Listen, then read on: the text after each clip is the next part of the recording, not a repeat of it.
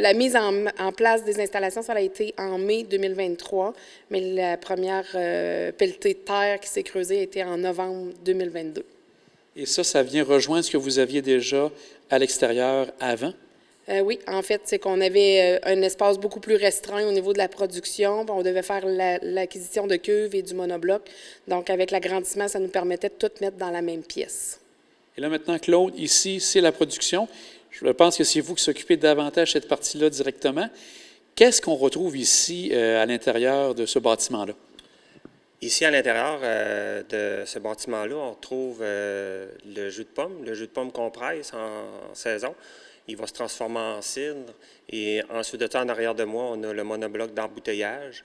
Alors, j'ai aussi les cuves de vieillissement qui sont un petit peu plus loin. Alors, c'est ça, le gros de la transformation pour faire le cidre de glace, la même chose, ça se fait ici à l'intérieur. Et ça, c'est tout l'équipement neuf que vous avez aussi en plus?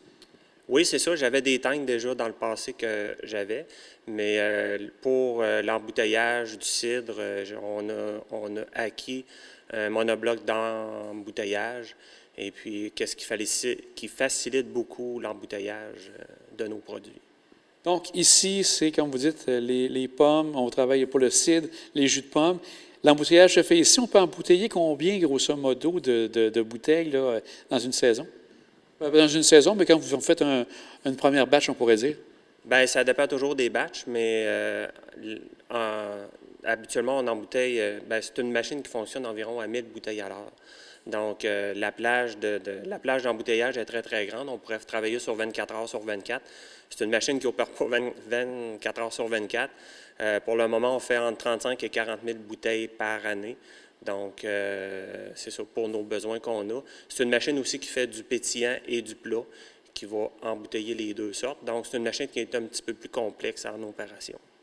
Mais c'est une machine qui nous permet, par exemple, d'avoir doublé ou triplé la production qu'on pouvait faire dans une journée auparavant. Aussi au niveau d'avoir, est-ce que ça vous amène à avoir moins de personnel, avoir moins de personnel, ou ça reste quand même au niveau du personnel, vous avez le même nombre de personnes qui ont à travailler ici avec vous?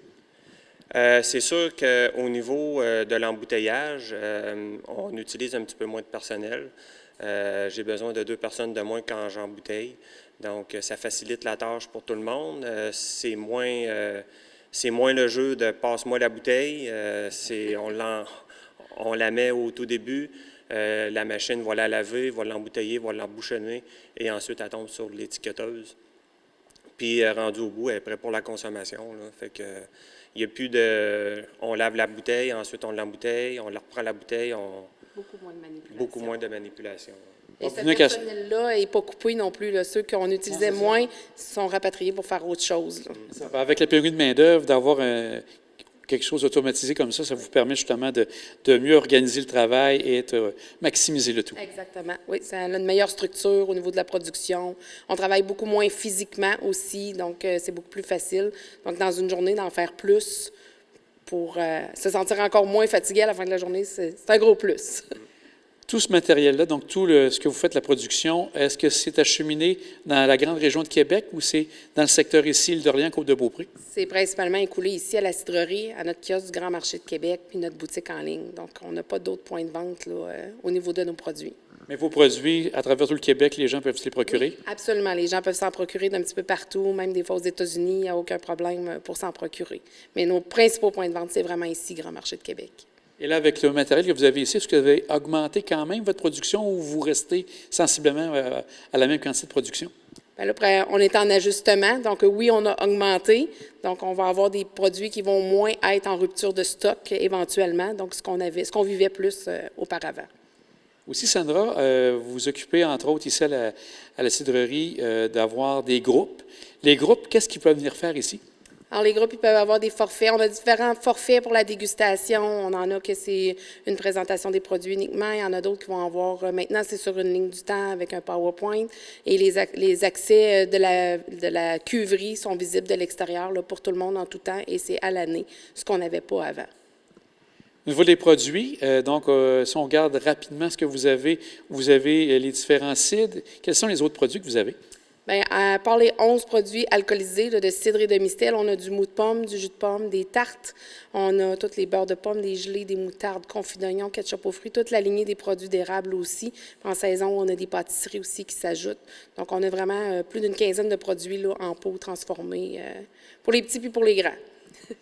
Vous me disiez, Claude, aussi que vous avez un alambic qui va servir éventuellement dans les prochains mois.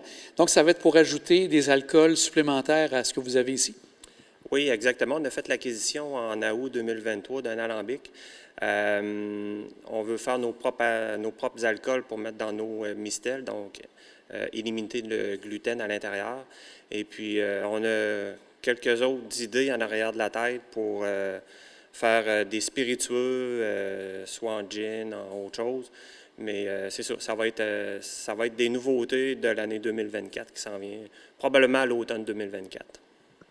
Bien, Sandra, Claude, un grand merci. C'est une entreprise vraiment très intéressante qu'on retrouve ici. On vous souhaite de joyeuses fêtes et merci d'avoir permis de visiter vos installations. Bien, merci de votre Merci visite. beaucoup. Des joyeuses fêtes à vous De aussi. joyeuses fêtes à vous aussi. Au revoir.